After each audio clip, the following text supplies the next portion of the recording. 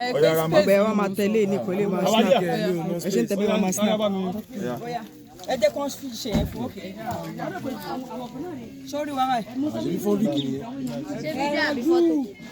no fọ́tò ní kò ní. báyìí kò dé lọ spark mi wọ. no landscape. tẹ̀lé ní yàtọ̀ tẹ̀lé ní lórí ẹ̀ God bless you. ẹni wúmà yìí ti ya 100. ó náà mọ̀ wò pé. Fídíò ló ń ṣe. Sọ pé pọ̀ sọ pé pọ̀ àti pọ̀ báyìí. àti pọ̀ Àṣàkẹ́ jagunjagun so wash out. BTS kan dẹ̀ lélẹ̀ right camera ẹ̀ make sense. wàhálà ọ̀ fún ẹ ṣe ẹ̀ pẹ̀lú ẹ̀jọ̀ thank you daddy.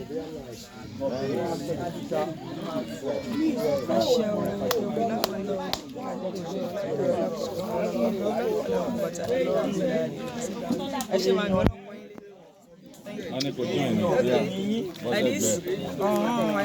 Polówó ẹ̀ Àṣàkẹ́ jagunjagun bá wa wò ó. Written and produced by Princess Oluwafolakemi Shobowale aka Oladua. One love.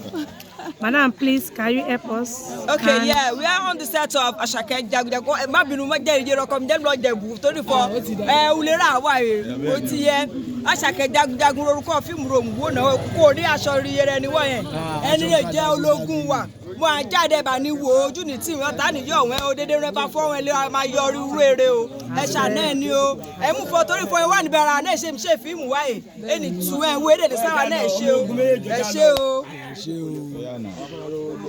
Ẹ ṣé o, thank you and God bless you. ẹ bá ń gbé bàdá yìí ẹ bá ń gbé bàdá yìí kọ́nà pa àlọ́ máa kọ́ àwọn ọlọ́ṣẹ́ wèrè wọ́n já wèrè. Please, uncle, ẹ jọ̀ọ́ nínú pàtì Àṣàkẹ́ jagunjagun yìí kí ni role yín níbẹ̀ ọ̀hún kí ni performance yín níbẹ̀. Ó yẹ mú ẹ mú wa. ẹ sọ pé ìyá wèrè ń bẹ̀. gbádùn kó pọ̀. àwọn ọ̀dẹ ti ní. I'm a production manager. Ọ̀hẹ́. I'm a production manager. I'm a mineral manager. ok ṣé tó tún wá ní pé kẹ́ ẹ já ni. Sọ̀gírì Ajamlaka Sọ̀gírì yìí production manager PM Sọ̀gírì Ajamlaka PM Sọ̀gírì yìí. Everybody sit gbọ́.